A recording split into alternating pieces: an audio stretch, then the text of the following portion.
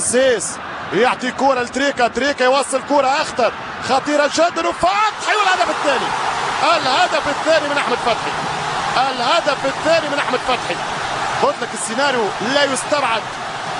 فرانسيس بوتريكا ويعطي كرة لاحمد فتحي وقذيفة من القادم من اليمين، القادم من الخلف ليسجل الهدف الثاني للنادي الاهلي في منتصف الشوط الثاني. هدفين لصفر للنادي الاهلي اللي كان اخطر في المباراة، ويتقدم الان ب 2-0 في منتصف الشوط الثاني في سيناريو قاسي جدا وصعب صعب جدا على الترجي الرياضي التونسي.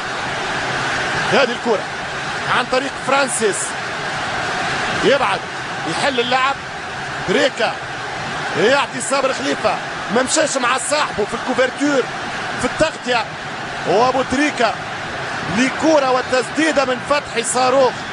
2-0 للنادي الاهلي. 2 الاهلي 0 الترجي في 23 دقيقة لعب في الشوط الثاني.